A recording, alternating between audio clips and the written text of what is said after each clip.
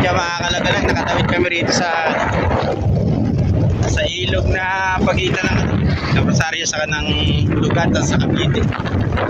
Siya nga pala. Ito nga pala nakalagay yung bangka namin. Ayan, matinding hagulot pa yung ano, yung binabanat ni Bagyong Buwan. Ayan siya. Lalakihan maigi ang mga alon dito sa baybayang karagatan ng sa Cavite. Ayan siya. Grabe. Labas na labas yung Kalakataw.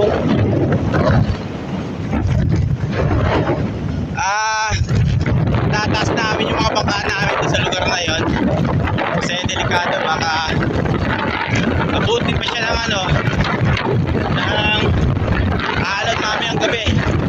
Kasi mga kalagalag, kagabi hindi pagkaabutan nila, pero maabot na dito yung talbok ng alon. Kaya siya napakalakas pa talaga ng hangin. Saka baka kumalkal pa siya, kaya nanigurado lang kami na may safety ng maayos yung bangka namin.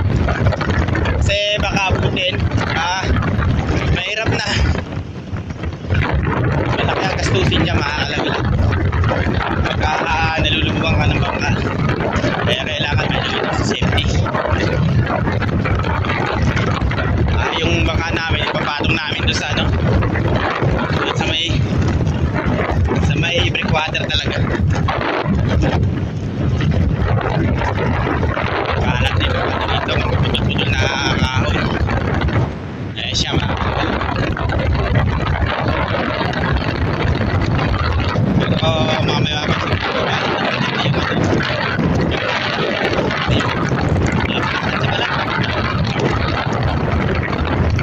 para yung mabuhangin.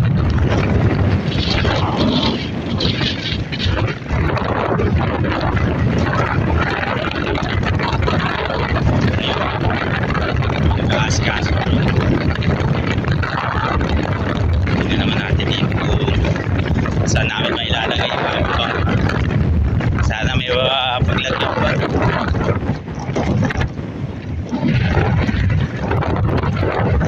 Presya na pala kaya mga kadagalag. Hindi ko nakita yung yung kasi nababalot ang plastic yung aking cellphone. Inalat pa kasi naula baka mabasa. Wala pa tayong gawin sa pag-video. Pagpasensya nyo na kung medyo malabo yung vlog nila mas niya. Ayan mga kalagalang, nandito na kami sa bangkang itinas namin isang araw. Iakit pa namin yan. Mailagay na tulog yan sa safety. Kasi meron na nga kalagalang kagabi. Umabot hindi yung talbog ng alon. Kung nakikita nyo, ayan, nagtakay pa siya ng basa o yung mga kahoy na tutol-tutol. Ibig sabihin niya, makalagalaga. At umabot niya, tubig yung talbog ng alon niya. Yan, naglalaki yan pa talbog. May ilang araw pa kami makakalaot dito. Malilipasin pa namin yung Bagyong Owan na to. Kasi super typhoon talaga mga kalagalag. Umabot na signal number 5. Kaya talagang matatagal-tagal pa ang aming paglalayag. Ayan ang dagat dito sa lugar na sa Cavite. Ayan, pinakikita niyo mga kalagalag. Ayan, masyado malalaki pa yung alon niya. Saka matindi pa yung pagragasan. Malawak ang bag ito mga kalagalag. Umaabot ng Mindanao o hanggang talaga napakatindi. Sinakop lahat ng bansang Pilipinas. Buong bansang Pilipinas. Ewan ko lang sa ibang lugar kung medyo kalmante o maayos yung kaninang lugar sa dagat ng Pilipinas na medyo hindi siguro naapektuhan. Ito yung mga kalagalag yung bangka ko nga.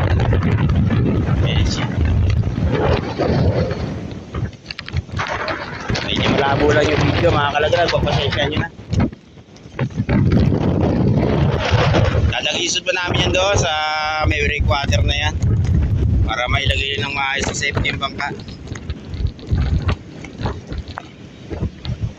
Yan, mamaya update ko na lang kayo pagka naitaas na. Andiyan na nga mga kalagalag, naiayos namin yung ano, yung aming mga bangka rito sa lugar ng hulugan. Yung isang bangka ko at nag-isod ko rito sa malapit sa breakwater.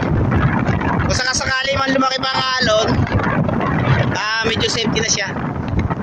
Malapit na kasi dito mga kalagalag kasi hindi magkaanong kinakalkal to yung lugar na to, kaya medyo safe na siya. Ito na lang mga kalagalag ng lugar na to kasi nauna kami sa kanila.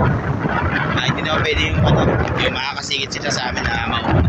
Kailangan talaga kung ano yung nauna, yun ang dadagisod dito sa lugar na to. Nagdagisod pa kami ng isang bangka ron. Sana naman wag magalit yung ano, may-ari dito. Sa emergency naman, sana payagan kami. Pero nilagay din namin sa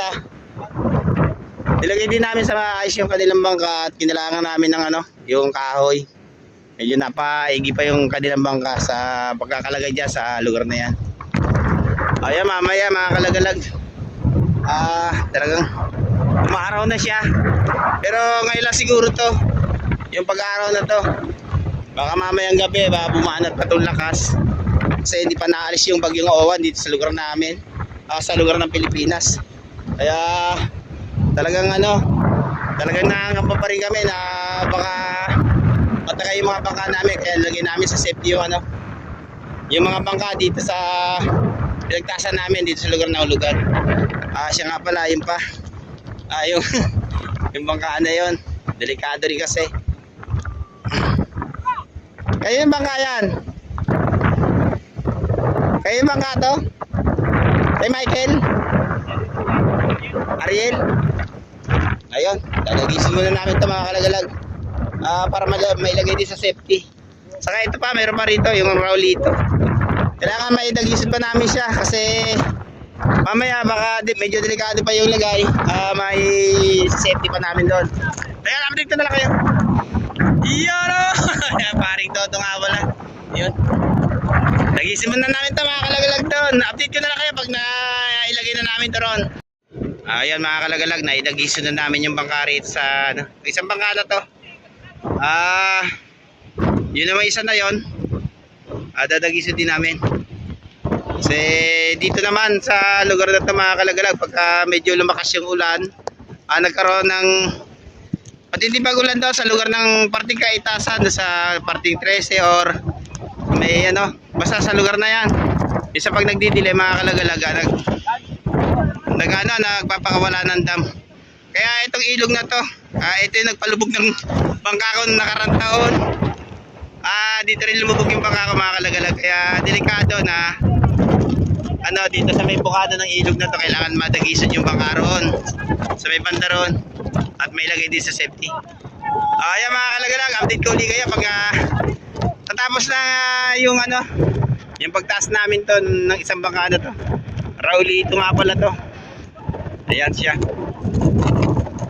Update ko ulit kayo mamaya mga kalagalag. At yun na nga mga kalagalag, nailagay na namin sa safety yung mga bangka rito. Siya nga pala, pauwi na rin ako. At pauwi na rin pala kami. Sama-sama kami pumunta rito para may tulak lang yung mga bangka. Yan, nagtawag din ako ng tropa ro sa lugar namin. Ayun, mga kalagalag, malulobot na rin itong cellphone ko kasi hindi ako nakapag-charge kanina. Hanggang dito na lang. Sana maging okay din ang lahat. Saka sana nasa mabuti kayong kalagayan lahat ng mga viewers at Lagalag channel. Sa lahat ng dako ng Pilipinas, sana pray lang lagi. Ayun, hanggang dito na lang. Paalam, kita-kita tayo next vlog.